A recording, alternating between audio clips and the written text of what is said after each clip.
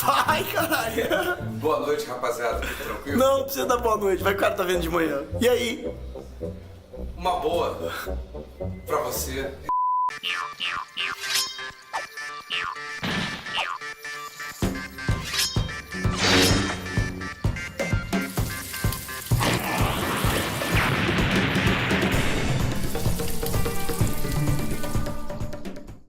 Meu nome é Rafael Nogueira, estou aqui, professor de História, para aqui dar algumas dicas, alguns toques para você que está se preparando para o Enem. Né? A gente sabe, né, a gente tem visto bastante nas últimas edições aí, que Brasil republicano tem caído bastante. Mas a prova do Enem é a prova que você tem que ficar ligado, porque você tem que saber sobre quais temas eles estão falando, tem que saber. Mas tem que saber também o que eles querem nesses temas. Né? Uma série de habilidades são cobradas ali dentro, uma série de competências vão se utilizando daqueles temas que estão ali e é bom você ficar esperto. Claro que alguns temas chamam atenção. A gente teve uma greve geral em 2017 e talvez a maior, né, tida como maior greve geral da história do Brasil foi em 1917, há 100 anos atrás.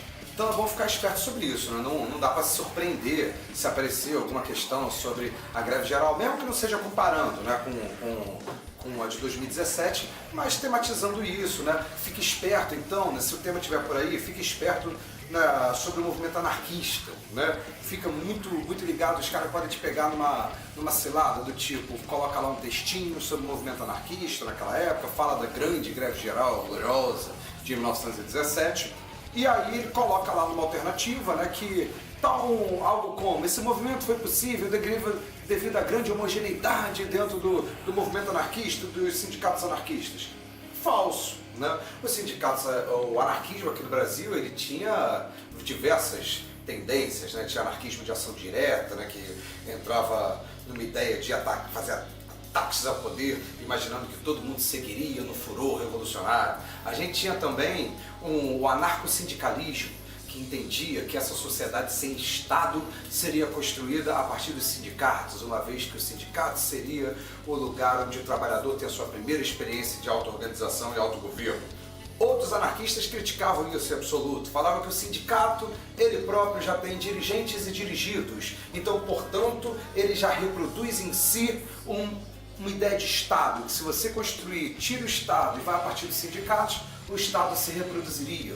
A gente tinha diversas táticas também dos anarquistas, desde greve geral até ataques, né, como ataques de ação direta. Vai ter sociedade secreta de padeiros anarquistas no Brasil, a carbonária padeiral, até isso a gente teve. Então cuidado que o movimento não era homogêneo, né? Me parece que o anarquismo ele não tem a vocação da homogeneidade. É um movimento sempre muito múltiplo, muitos debates aí dentro.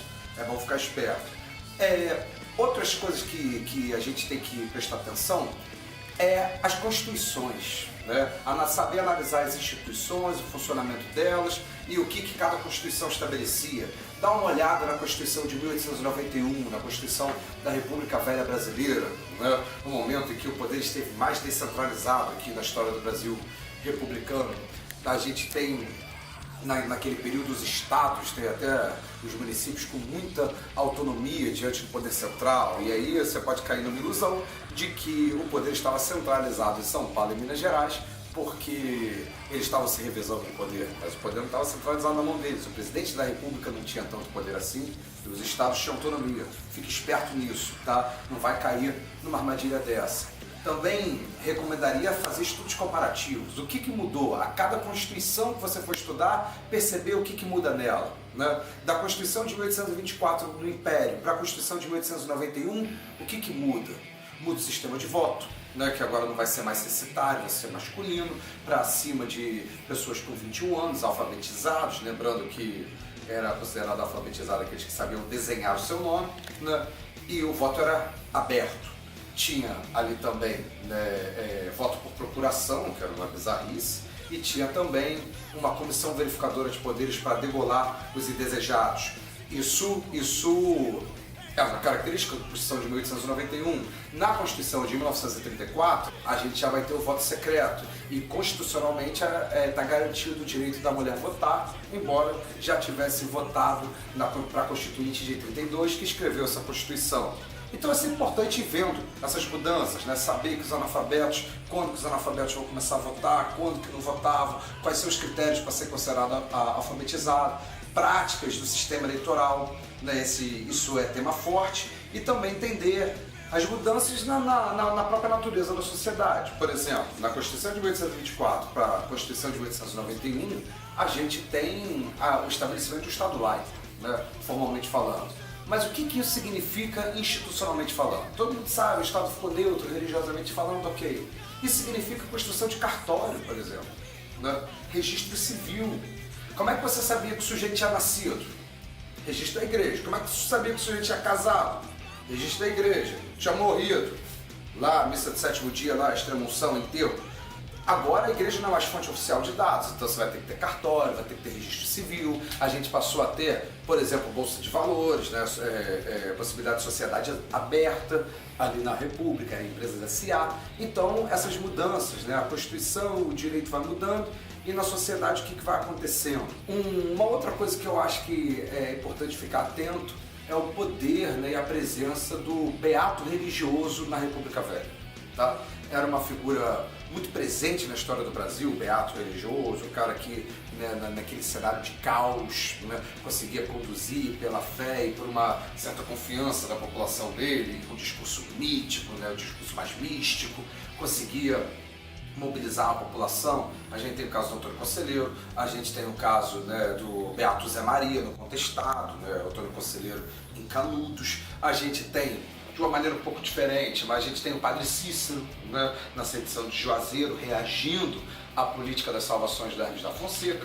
Então é bom ficar atento nessas nuances, né? O Brasil rural, a gente tende a olhar para a República Velha como um grande marasmo, né? Fica ali em São Paulo e Minas Gerais, se revezando no poder, não tem nada de interessante acontecendo e a gente está esperando Getúlio Vargas chegar para ter emoções. Não, a República Velha é agitadíssima, tá? Quando você olha para o campo na República Velha, tem um monte de coisa acontecendo, né? Tem Canudos, tem cangaço, né? A gente tem o Contestado, tem uma série de movimentações acontecendo, a Coluna Prestes passando por ali, no movimento tenentista. Quando você olha para a cidade, gente, essa República Velha dos coronéis e tal, é a mesma república em que teve uma semana de arte moderna, né? Então, tentar entender essas contradições também é importante, né? O porquê que uma sociedade ela vai se transformando. E é assim que você vai entender as mudanças de Constituição para Constituição, analisando as mudanças dentro da sociedade, a partir daquelas mudanças constitucionais, vendo o que vai acontecendo, os conflitos que estão sendo estabelecidos e a forma que a política vai tentando resolver isso, os governos, as instituições. Essa é a parte mais árida, né, quando aparece na prova, mas ela aparece muito. Um exemplo era aquela questão mostrando, né, acho que do Enem me parece 2 anos atrás, depois na edição pode colocar se eu estou certo ou estou errado, me corrige, mas botava lá finados e siglas de partidos ali, né, PTN, PSD, PTB, UDN, e te perguntava sobre o que era aquilo. Era o ato institucional número 2 que estabelecia o bipartidarismo, né? Como é que a gente vai tendo ações institucionais, leis que vão mudando e vão mudando as próprias práticas da sociedade. Aquela questão era fundamental para entender o processo de instalação da ditadura militar, né? Não entender que um golpe instalou uma ditadura, que ela é um processo, que ela vai acontecendo. Está dentro, né, da ideia de conseguir analisar as instituições e seus efeitos sociais. Beleza? Então, manda ver, já tem um monte de coisa aí para você buscar, para você correr atrás.